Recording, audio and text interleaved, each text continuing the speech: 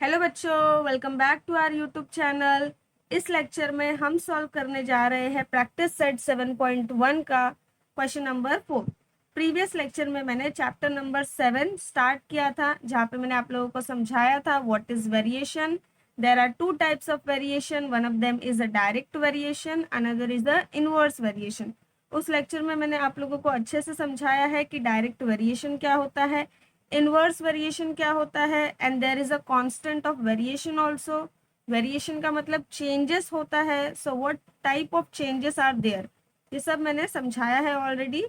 सो इस लेक्चर में हम क्वेश्चन नंबर 4 से कंटिन्यू करेंगे, बिकॉज क्वेश्चन नंबर 1, 2 एंड 3 मैंने प्रीवियस लेक्चर में सॉल्व करा दिए थे। तो क्वेश्चन नंबर 4 से शुरू करेंगे। एंड अगर आप लोगों ने वो वीडियो अभी तक नहीं देखा है तो उसका लिंक मैं आपको डिस्क्रिप्शन बॉक्स में दे दूंगी, आप वहां से जाकर देख सकते हैं।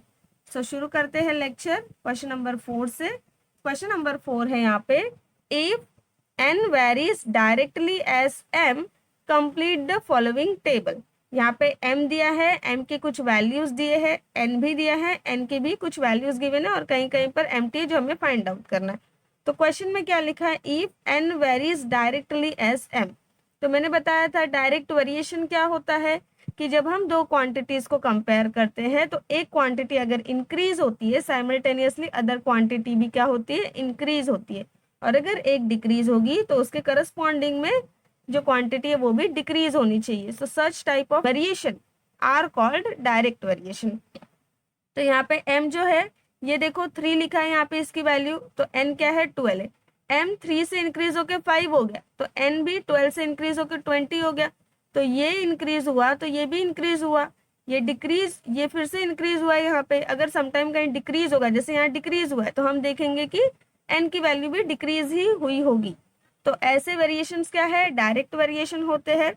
अब इसको सॉल्व करना स्टार्ट करते हैं। सबसे पहले तो हम क्या करेंगे, ये जो हमें वर्ड्स में लिखकर दिया हुआ है इसे हम क्या करेंगे, मैथमेटिकल सिंबॉलिक फॉर्म में लिखेंगे। तो हम सबसे पहले लिखेंगे it is given that, it is given that, कि हमें ये ऑलरेडी दिया है n varies directly as n, m है, तो n हम पहले लिखेंगे, वेरिएशन का साइन होता है ऐसा, एंड डायरेक्टली है तो दोनों ही वैल्यूज जो होंगे सामने सामने होंगे, तो m भी यहाँ सामने ही आएगा। देयरफॉर हम देयरफॉर का साइन लगाएंगे। अब मैं थोड़ा सा बुक नीचे कर देती हूँ। देखो देयरफॉर का साइन लगाएंगे, n इज इक्वल टू क्या हो जाएगा, ये k multiply by m। k क्या है, यहाँ पे एक कांस्टेंट ऑफ वेरिएशन है, जिस कांस्टेंट से क्या होती है कि वैल्यू चेंजेस होती है। तो हम लिखेंगे यहाँ पे where k is a constant of variation. इतना हो जाने के बाद हमें क्या करना है कि जो हमारे पास गिवन बॉक्स दिया है क्वेश्चन में, उसमें से हमें कोई भी एक m और n की वैल्यू को यूज करना है। तो दो वैल्यूज दी है तो हमें किसी एक वैल्यू को यूज करना है। तो हम यहाँ लिखेंगे when m is equal to 3 and n is equal to 12। जब m 3 है और n 12 है तो हमें क्या करना है, ये कांस्टेंट फाइंड आउट करना है। तो हम यहाँ पे लिखेंगे n is equal to k multiply by m, m की जगह पे 3 रखेंगे, n की जगह पे 12 रखेंगे, तो 12 is equal to k multiply by 3। तो क्या हो जाएगा, therefore 12 is equal to 3k। अब हमें k फाइंड आउट करना है, तो हम क्या करेंगे, 3 को यहाँ पे शिफ्ट करेंगे, तो k इज इक्वल टू क्या हो जाएगा, 12/3। Therefore k is equal to 4 हो गया आंसर। तो यहाँ पे हमने इसको बॉक्स बना दिया, ये क्या है, कांस्टेंट ऑफ वेरिएशन है। नाउ इसके बाद मैंने बताया था प्रीवियस लेक्चर में कि इसी कांस्टेंट ऑफ वेरिएशन को हम यूज करके directly equation of variation find out करेंगे। तो ये जो हमने यहाँ पे इक्वेशन बनाया था, इसमें हम k की वैल्यू पुट करेंगे, तो n is equal to k क्या है, 4 है, तो n is equal to 4m हो जाएगा। तो एक इक्वेशन हमें मिलेगा, इसी इक्वेशन को हम क्या बोलते हैं, इक्वेशन ऑफ वेरिएशन। तो हम यहाँ पे लिखेंगे therefore the equation of variation is n is equal to 4m। ये बन गया इक्वेशन ऑफ वेरिएशन। अब हमें क्या करना है, यहाँ पे ये जो हमारे पास गिवन बॉक्स है, ये जो क्वेश्चन है, इसमें देखो ये वैल्यूज यहाँ m दिया है 6.5, तो जो इक्वेशन ऑफ वेरिएशन हमने बनाया उसमें हम क्या करेंगे, m को 6.5 रखेंगे तो n हमें मिल जाएगा। देन n दिया हुआ है 28, तो हम 28 रखेंगे, हमें m मिल जाएगा। सिमिलरली यहाँ m दिया है 1.25, तो 1.25 रखेंगे तो n की वैल्यू मिल जाएगी। तो इस तरीके से हम इन तीनों एम्प्टी बॉक्सेस को फिल कर देंगे। तो स्टार्ट करते हैं वन बाय वन। सो सबसे पहले लिखेंगे हम यहाँ पे व्हेन गिवन में है m is equal to 6.5। Now इसके बाद ये जो इक्वेशन ऑफ वेरिएशन है इसे हम यूज करेंगे। n is equal to 4m लिखेंगे। n is equal to 4 multiply by m कितना है 6.5, so write 6.5। n is equal to 4 को 6.5 से मल्टीप्लाई करेंगे, सो 4 5 ज़ा 20, 0 2 कैरी हो जाएगा, 4 6 ज़ा 24, 24 प्लस कैरी वाला 2, 26 हो जाएगा। एक डिजिट के बाद डेसिमल पॉइंट है तो एक डिजिट के बाद डेसिमल पॉइंट। सो n आ गया यहाँ पे 26। नेक्स्ट यहाँ पे दिया है n इज इक्वल टू 28, तो अगेन हम ये इक्वेशन ऑफ वेरिएशन यूज करेंगे। n is equal to 4m लिखेंगे। n दिया है 28, so write 28 4 multiply by m। m find out करना है तो 4 क्या होगा, यहाँ लेफ्ट हैंड साइड शिफ्ट हो जाएगा, so m is equal to 28 divide by 4। So m is equal to क्या हो जाएगा, 4 7 ज़ा 28। सो m की वैल्यू यहाँ पे आ गई 7। अब यहाँ पे भी हम एक बॉक्स बना देंगे। एंड नेक्स्ट यहाँ पे दिया हुआ है व्हेन, क्वेश्चन में दिया है when m is equal to 1.25। जब m क्या होगा 1.25 होगा तो हमें अगेन n फाइंड आउट करना है। So again write down equation of variation, n is equal to 4 multiply by 1.25। So n is equal to 4 multiply by 1.25 होता है 5। तो यहाँ पे हम बॉक्स बना देंगे, n आ गया 5। एंड इसके बाद मैंने कहा है कि लास्ट में आपको क्या करना है, फिर से एक बार बॉक्स पूरा का पूरा बॉक्स आपको प्रिपेयर करना है और जहाँ पे ये वैल्यूज हमने फाइंड आउट किए वो वैल्यूज को आपको वहाँ पे पुट करना है, तो आपका फाइनल सोल्यूशन हो जाएगा। तो यहाँ पे क्वेश्चन 4 सॉल्व हो गया। नाउ नेक्स्ट क्वेश्चन है question number 5। y varies directly as square root of x when x is equal to 16, y is equal to 24. Find the constant of variation and equation of variation. Constant of variation का मतलब हुआ कि यहाँ पे k find out करना है।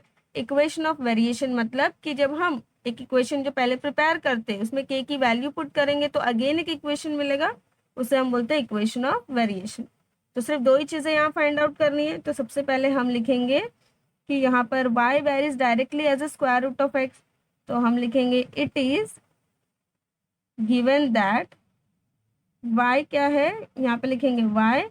अब direct variation का साइन डायरेक्टली लिखा है तो सामने सामने लिखना है, स्क्वायर रूट ऑफ x लिखा है तो स्क्वायर रूट ऑफ x आप ऐसे लिखोगे। नाउ इसके बाद हम क्या करेंगे, y is equal to therefore y is equal to k multiply by root x हो जाएगा, ठीक है। Therefore y is equal to k root x हो जाएगा। और यहाँ पे हम लिखेंगे where k is a constant of variation, इसको बॉक्स बना देंगे नाउ, सॉरी इसको ब्रैकेट बना देंगे। नाउ इसके बाद हम क्या करेंगे, लिखेंगे व्हेन, अभी क्वेश्चन में दिया है कि when x is equal to 16 and y is equal to 24। x अगर 16 हुआ एंड y 24 हुआ तो हमें k फाइंड आउट करना है। सो फिर से हम लिखेंगे equation y is equal to k root x। y कितना है यहाँ पर 24 है, so write down here 24। k यहाँ पे है 16, sorry k as it is लिखेंगे एंड रूट में आंसर आ जाएगा 16, क्योंकि x कितना है 16 है। So 24 is equal to k into root 16 होता है 4। नाउ देयरफॉर क्या हो जाएगा, k is equal to 24 upon 4। So therefore k is equal to 4 5 ज़ा 20, 4 6 ज़ा 24। सो k आ गया 6, इसको हम बना देंगे बॉक्स। नाउ इसके बाद इस k की वैल्यू को हम फिर से कहाँ पुट करेंगे, यहाँ पर, तो हमें क्या मिलेगा, एक इक्वेशन ऑफ वेरिएशन मिलेगा और k क्या है, कांस्टेंट ऑफ वेरिएशन। तो फाइनल हम यहाँ पे लिख देंगे। सो फाइनल आंसर हो गया the constant of variation is 6, क्योंकि यहाँ पे k की वैल्यू 6 आई है। And the equation of variation is, तो ये जो हमने इक्वेशन प्रिपेयर किया था k की जगह पे हमने 6 पुट कर दिया, y is equal to 6 root x, ये बन गया equation of variation. Now question number 6 है the total remuneration paid to labourers employed to harvest soybean is in direct variation with the number of laborers if remuneration of 4 labourers is ₹1000, find the remuneration of 17 labourers. Now question में दिया है कि remuneration का मतलब होता है कि मजदूरी, और लेबर का मतलब होता है मजदूर। तो जो मजदूरी पेड की जाती है लेबर्स को, यानी मजदूरों को, अब मजदूर क्या काम करते हैं यहाँ पे, सोयाबीन को हार्वेस्ट करते हैं। ये क्या है, डायरेक्ट वेरिएशन में है, किसके साथ, नंबर ऑफ लेबर्स के साथ। जो मजदूरी लेबर्स को दी जाती है वो डायरेक्ट वेरिएशन में है नंबर ऑफ लेबरर्स के साथ। इट मीन्स कि यहाँ पे डायरेक्ट वेरिएशन अगर नहीं भी दिया होता तो भी आप समझ जाते, कैसे, कि जैसे जैसे नंबर ऑफ लेबरर्स इंक्रीज होते हैं उनका रिम्यूनरेशन यानी कि उनकी मजदूरी, उनका इनकम भी इंक्रीज होगा, एंड अगर लेबर डिक्रीज होंगे तो टोटल रिम्यूनरेशन भी डिक्रीज होगा। सो इट मीन्स ये क्या है, डायरेक्ट वेरिएशन में है। सो क्वेश्चन दिया है कि if remuneration of 4 labourers is ₹1000, अगर 4 लेबर्स का टोटल रिम्यूनरेशन 1000 है तो हमें 17 लेबर्स का रिम्यूनरेशन यानी मजदूरी फाइंड आउट करना है। नाउ सॉल्यूशन में मैंने यहाँ पे लिखा है, suppose the total remuneration paid to labourers be x and number of labourers be y, then the total remuneration paid to labourers is in direct variation with the number of labours. अब यहाँ पर ये सब आपको learn करने की जरूरत नहीं है, ये सब आप पूरा क्वेश्चन में से लिख सकते हैं। देखो यहाँ पे ये फर्स्ट वाली लाइन को आप एज इट इज लिखोगे, ये x अज्यूम कर लिया आपने, number of labourers y assume कर लिए, देन ये पूरा सेंटेंस आप यूज करोगे, is in direct variation with the number of labours. तो पूरा आपको क्वेश्चन में से देखकर लिखना है, कुछ लर्न नहीं करना है, बट आपको कॉन्सेप्ट ध्यान में रखना है। नाउ इसके बाद the total remuneration paid to labourers हमने x अज्यूम किया, तो हम यहाँ सिंबल्स में लिखेंगे x, वेरिएशन का साइन लगाएंगे, एंड डायरेक्ट वेरिएशन है तो सामने सामने ही लिखना है।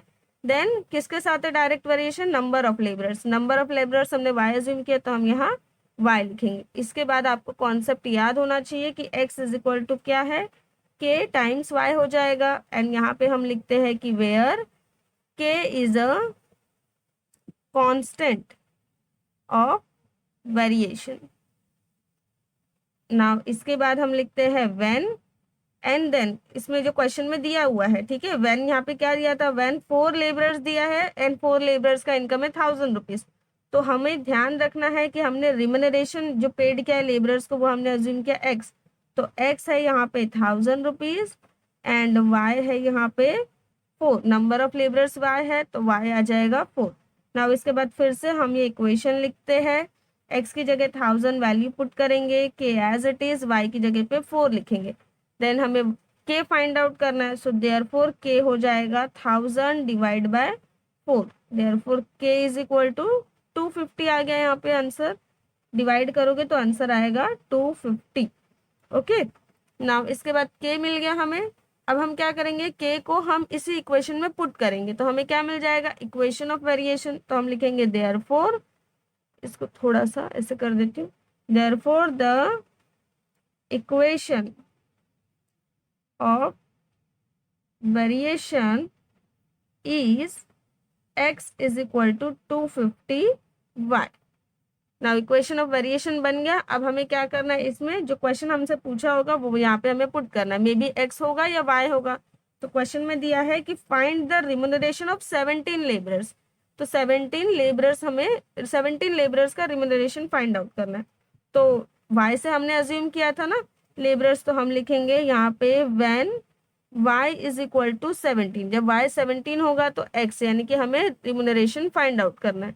तो यहाँ पे हम वापस से लिखेंगे ये equation 250y, then x is equal to 250 multiply by 17 करेंगे। नाउ मल्टीप्लाई करने के बाद आपको वैल्यू मिलेगा 4250 रुपीज। सो फाइनल आंसर हो जाएगा यहाँ पे, the total remuneration of 17 labourers is ₹4250। सो यहाँ पे क्वेश्चन नंबर 6 फिनिश हो गया। इट मीन्स प्रैक्टिस सेट 7.1 यहाँ पे फिनिश हो गया है हमारा। नेक्स्ट लेक्चर में हम प्रैक्टिस सेट 7.2 स्टार्ट करेंगे। होपफुली आपको सारे ही सोल्यूशन समझ में आए होंगे, और अगर आप लोगों को वीडियो पसंद आया हो तो प्लीज़ वीडियो को लाइक करके चैनल को सब्सक्राइब करिए। And thank you for watching this video.